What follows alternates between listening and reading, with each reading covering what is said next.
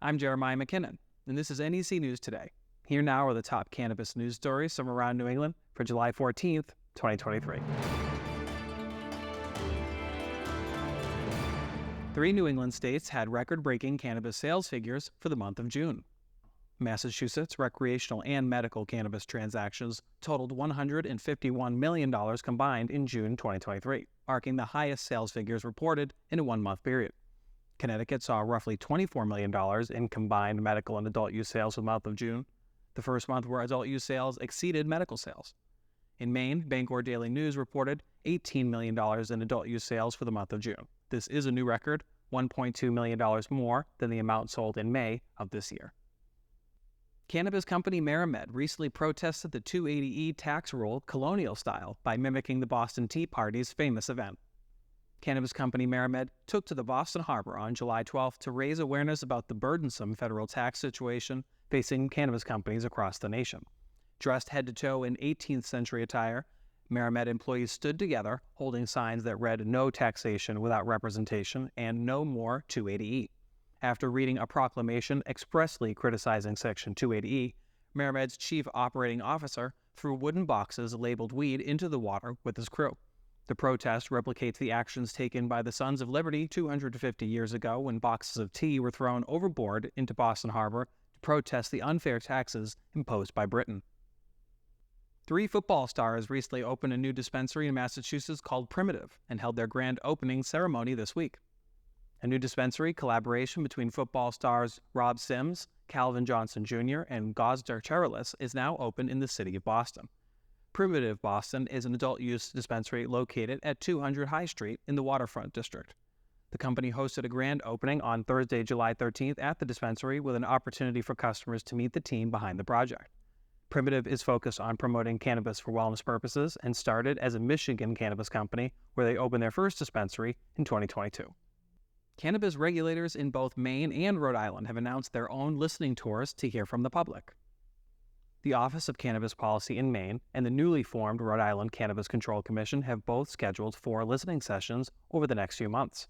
Maine regulators held a similar statewide listening tour last year. According to the announcement, Director John Hudak and staff will conduct the Maine listening sessions to hear feedback from the public about the state's adult use and medical cannabis program.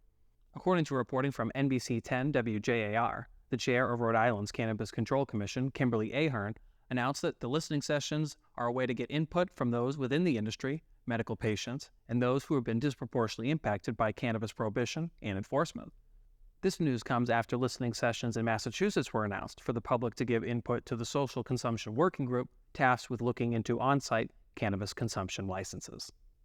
A Rhode Island dispensary has filed paperwork in federal court to challenge mandatory labor agreements. Greenleaf Compassionate Care Center in Portsmouth, Rhode Island, has started the process to fight the requirement for labor agreements to be in place between cannabis companies and their workers. In 2022, Rhode Island lawmakers updated the state cannabis laws to include mandatory labor peace agreements as part of the licensing process. According to the Providence Journal, Greenleaf says that the current rule undermines the bargaining power of employers and restricts the rights of employees who wish to strike. Others perceive this lawsuit as an attempt by Greenleaf to prevent unionization and organization of workers after the company recently settled 2 cases related to ongoing labor disputes. Labor peace agreements are not a component of every state that has legalized cannabis, but this requirement is in place for cannabis businesses in Connecticut. Last but not least, lawmakers on Beacon Hill announced another cannabis hearing for July 18th.